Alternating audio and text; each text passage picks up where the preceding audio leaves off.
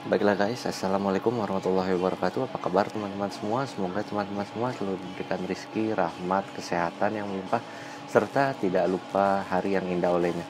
Masih dengan Papi di sini. Hari ini di sore hari yang sedikit mendung-mendung, berawan dan hujan rintik-rintik ini guys, gua mau buat materi yang sebetulnya udah dari beberapa waktu yang lalu itu pingin banget gua buat ya. Apa sih materi yang akan gua bahas ini? Sebetulnya mengenai penggunaan power atau konsumsi power yang GPU kita pergunakan ya, terutama untuk kegiatan cryptocurrency mining ini.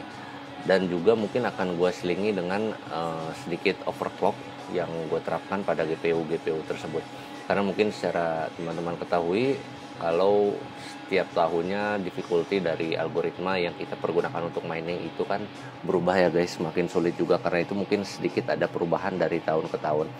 Untuk VGA mungkin di sini gue sedikit ada perubahan kombinasi guys, karena yang sebelumnya itu 1060-nya udah gue jual dan gue gantikan dengan GTX 1660 yang biasa.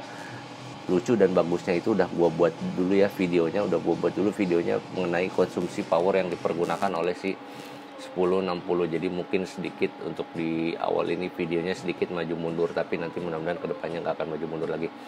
Untuk kali ini nanti gue akan mau tes dari Colorful GTX 1070 dan software minernya yang gue pergunakan adalah Gminer dan T-Rex Miner. Kenapa gue gunakan beberapa software? Siapa tahu nanti ada beberapa perbedaan wattage ya, karena kita tahu kalau di AMD itu kan untuk tim Red Miner itu sepertinya dapat memberikan wattage yang lebih rendah dibandingkan software lainnya. Nanti akan kita tes hari ini si Colorful dengan tipenya, brandnya dari Colorful, faktorinya Nvidia, tipenya untuk iGame yang Ares U-Top, Flame Ares sebetulnya, ini bukan Ares U-Top, tapi ya Flame Ares U-Top. Nah, kurang lebih tipenya itu. Kemudian arsitekturnya GTX 1070, memori size-nya 8GB. Untuk bendanya sendiri seperti apa? Seperti ini guys, ini VGA rilisan tahun 2016 ya, udah jadul banget. Ini gue beli juga second, gak tau 3 second lah ke teman. Kata yang penjual sebelumnya itu sudah direpasta, tapi tetap aja sepertinya memang standar. Untuk GTX 1070 itu ketika kita main game, terutama kemarin gue tes ketika gue mainin Cyberpunk itu, dia bisa menyentuh 75, dan kemudian ketika nyentuh 75 dia kena throttle. Tapi nggak masalah, untuk mining ini power suhunya nggak separah game ya, karena kita tahu kalau game itu kan benar-benar menggunakan seluruh resource yang GPU miliki, sedangkan mining itu hanya sebagian kecilnya saja. Cuman memang kenapa mungkin orang-orang takut beli VGA mining, karena si mining itu kan jalan secara terus-menerus. Tapi ya sebetulnya sih kembali lagi ke pemiliknya, gimana dia menjalankan mining tersebut, bagaimana dia merawat VGA-nya tersebut. Ini gambarnya seperti ini. Langsung aja kita tes ya guys. Untuk si 1070 ini gue nggak akan banyak lakukan setting overclock di sini, karena utamanya itu gue pingin mengetahui seberapa sih konsumsi power yang VGA kita itu ambil ketika dia melaksanakan proses mining. Kenapa? Karena kita tahu kadang-kadang laporan antara software dan di wallnya yang benar-benar kita pergunakan itu berbeda. Kita langsung aja. Ini gue mulai dari defaultnya dulu untuk GTX 1070. Dan software yang gue pergunakan mungkin gue mulai dari Gminer terlebih dahulu ya guys. Nah, untuk konsumsi defaultnya di sini teman-teman dapat perhatikan sekitar kemarin kan, kalau di sini saya catat untuk di sini saya catat untuk kondisi dengan 1060 itu idle-nya itu 120 watt ya. Di sini kayaknya harus gue update. Sebentar gua refresh dulu, mana tahu ada perubahan konsumsi daya. Ya masih 134, berarti di sini konsumsi idle-nya itu sekitar 135 watt. 135 watt. Oke, save dulu. Kita tes menggunakan Gminer 245, dimulai dari power limitnya 100%. Ini udah gua running di sini. Untuk settingnya gua nggak akan banyak jelaskan untuk materi kali ini juga guys. Nanti kedepannya insya Allah akan gua buat materi penjelasan bagaimana sih untuk implementasi software miningnya menurut gua pribadi, apa yang sudah gua coba. Jadi seperti ini aja, gua setting untuk device-nya menggunakan 1 Kita coba running langsung.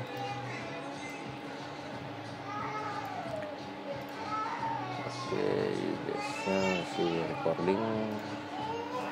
Kita tunggu dulu sebentar karena butuhkan proses. Sebenarnya ini tuh gue pengen pakai Phoenix Miner ya, karena kita mungkin sering perhatikan kalau Phoenix Miner itu kan bisa ngebaca jobnya itu, ngupdate-nya itu cepat ya, nggak seperti software-software seperti Gminer, T-Rex atau lainnya. Tapi ya karena kita mungkin teman-teman ada yang sudah pernah dengar atau belum dengar, beberapa waktu lalu itu Phoenix Miner sempat diisukan itu ada security karena developernya itu sepertinya nge-abandon dari project Phoenix Miner tersebut. Tapi sebetulnya nggak gitu juga. Namun ya emang karena gue juga nggak, sebetulnya jarang juga pakai Phoenix Miner, karena itu gue putuskan untuk gue hapus juga. Tapi bukan berarti kalau misalkan si Phoenix Minernya itu benar-benar sudah ditinggal begitu aja sama developernya ya guys, karena si developernya sendiri sebetulnya hanya memindahkan repositorinya yang tadinya ada di Mega, sekarang dia berada di punya Microsoft kalau nggak salah. Coba kita tes aja guys, gue lihat di sini ya sambil nunggu Phoenix Miner. Nah ini kalau kita lihat di website rilis resminya itu, dia kalau gue pencet download itu nanti akan pindah yang tadinya ada di Mega itu sekarang, oh dia nggak langsung ya, nggak kelihatan ya. Pokoknya dia sudah pindah lah dari Mega, pindah kemana itu gue lupa. Mirror Kotlin, perhatikan di bawah itu Kotlin. Nah di login live ini mungkin dia memindahkan repositorinya saja. Tapi ya mau software miner apapun sepertinya sih teman-teman tetap harus jaga-jaga, karena itu di sini juga gue pakai antivirus, jangan asal teledor seperti itu. Dan di sini teman-teman sudah melihat untuk defaultnya dia running di 26,53 mHz, dan untuk konsumsi powernya yang tercatat di software adalah 127. Kita catat dulu 127. Oke, di sini kita catat 127, dan di wallnya itu konsumsinya 285 ya, 281 watt lah ya. Power limitnya 100%. Power limitnya 100%, ininya 0, memclock 0, core clock 0. Oke, sekian 135, berarti kalau kita mau hitung selisihnya itu sekitar, ini gua rubah aja sekalian biar rapi, sistem power on watt. Oke. Okay.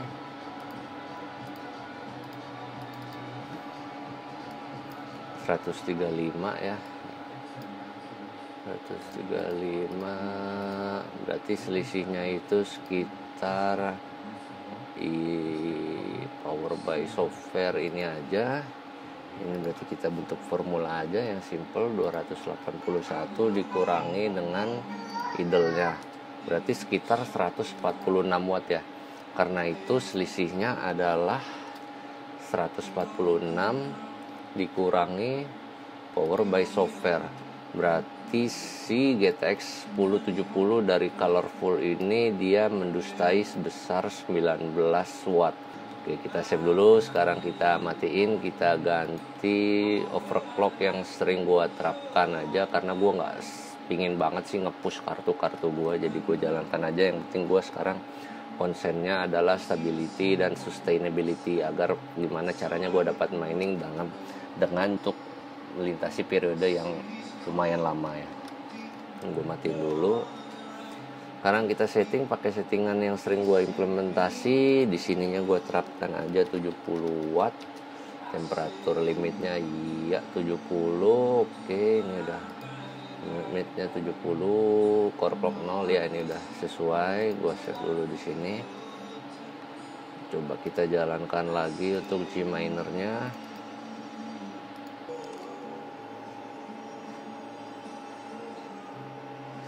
Ini gua refresh dulu deh nih untuk yang di stackernya, karena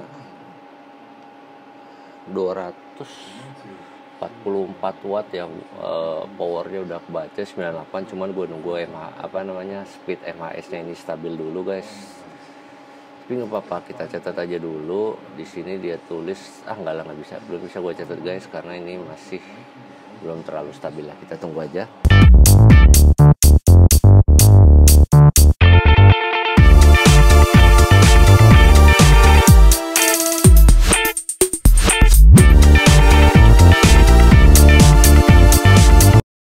salah untuk power limit 70 ini nanti powernya nyentuhnya ada di 114 watt.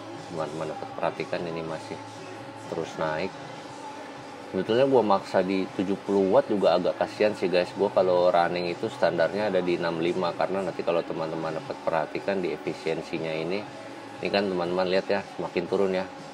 Begitu gue taruh aja di 65 deh, yang biasa gue pakai guys, nggak jadi di 70. Gue save aja. Karena kalau semakin banyak kita berikan dia power kan si VGA akan semakin cepat, semakin panasnya itu semakin lebih tinggi. Tapi memang di situ sepertinya akan ada trade off ya, karena kita kan kalau istilahnya kalau kita mau mobil cepat itu dikasih bensin yang jelek juga kan kasihan. Nah ini sebenarnya kalau bensinnya sih nggak jelek ya, bensinnya kan bisa kita ibaratkan adalah PSU-nya, tapi mungkin di limit lah. Mungkin kita mau ngebut tapi bensinnya pakai Pertamax atau Pertamax Plus atau apapun yang paling top chair-nya itu, tapi kita kasih sedikit guys. Jadi misalkan sebetulnya si mobil itu untuk melaju 100 km per jam itu membutuhkan bensin misalkan 1 liter ya, misalkan membutuhkan bensin 1 liter per kilonya. Tapi itu kita setting bagaimana agar dia irit, bagaimana dia bisa irit hanya menggunakan setengah liter bensin per 10 kilometernya. Itu kan banyak trade off-nya ya. Mungkin nanti di situ ada part-part yang haus atau segala macam, tapi sepertinya sih nggak berlaku juga kalau untuk di VGA guys. Dalam artian ya kalau misalkan mau ngebut ya power limitnya ditambahin, ya nggak gitu juga. Kalau power limitnya ditambahin kan pertama wattage-nya jadi boros dan belum tentu si VGA-nya sebetulnya butuh segitu banyaknya juga. Nah, ini kita nyari sweet spot-nya aja sebetulnya. Ini kalau nggak salah sih di 65 ini nanti konsumsi powernya itu ada di 104 atau di 103 kalau nggak salah, dan MAS-nya itu ada di 23,9. Nah untuk software-software yang lain memang selain Phoenix Miner ini, maksud gua update ini loh guys, update speed, memory power ini, update apa sih namanya, sensor ya, update sensornya itu nggak secepat Phoenix Miner. Sebetulnya sih bisa cepat juga, kan kita tergantung developernya aja mau menunjukkan sensornya itu update sensornya per berapa lama. Kalau si Phoenix Miner kan sepertinya ketika dia update new job seperti ini, kemudian dia juga akan menampilkan sensornya, sensor bacanya seperti apa. Tapi kalau di G Miner, T-Rex Miner itu nggak disetting secepat si Phoenix Miner, developernya menyeting untuk menampilkan data-data sensor.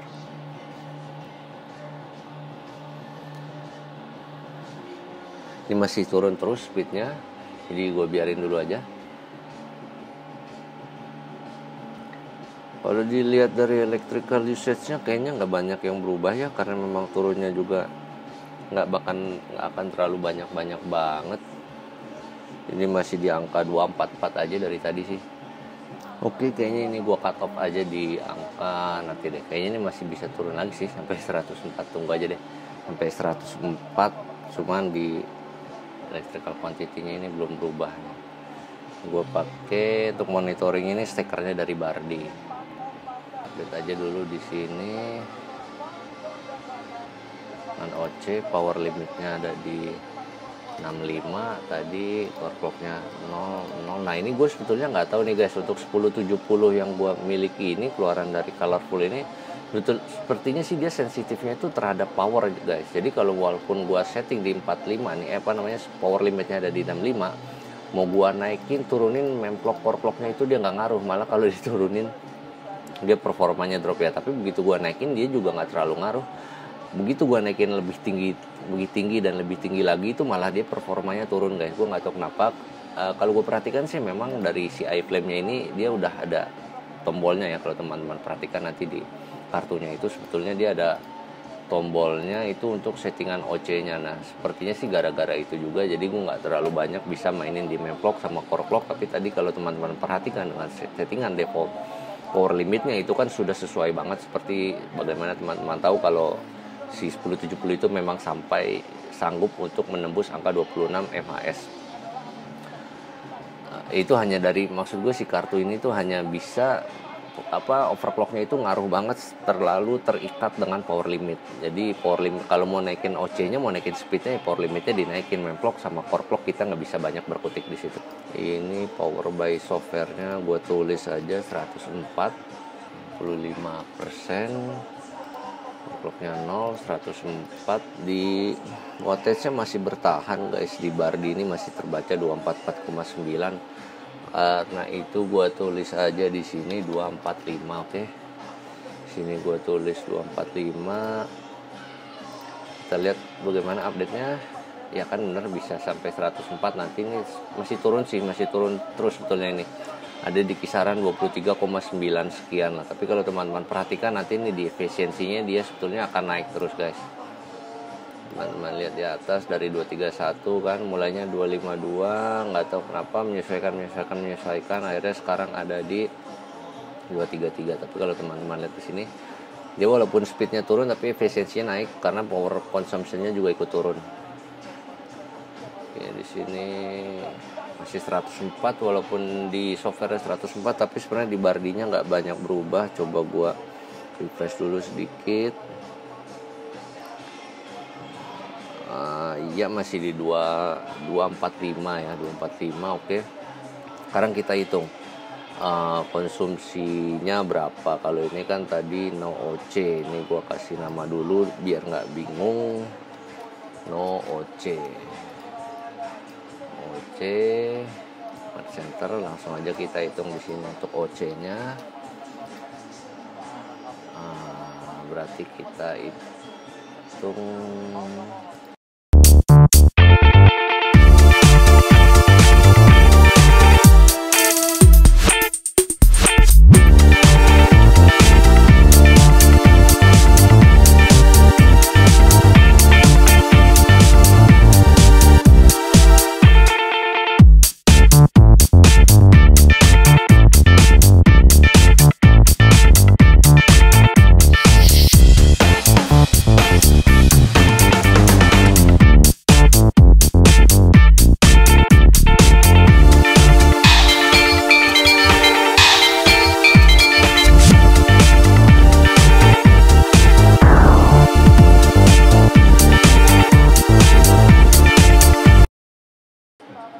110 dikurang dengan 104.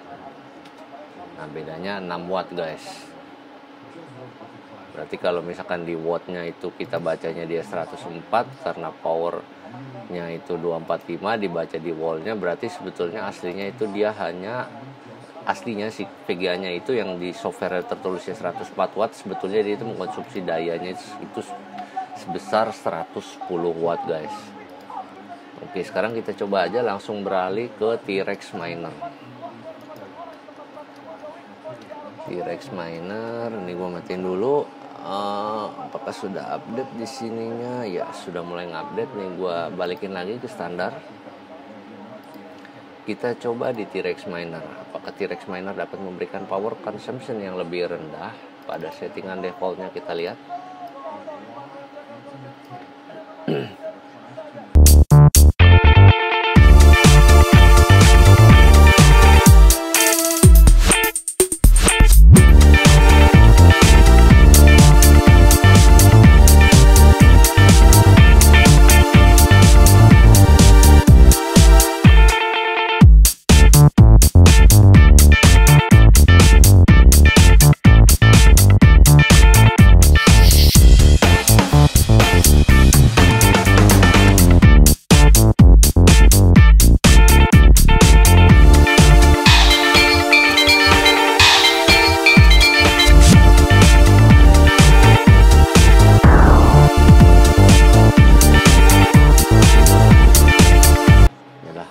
Nanti gue rapiin lagi.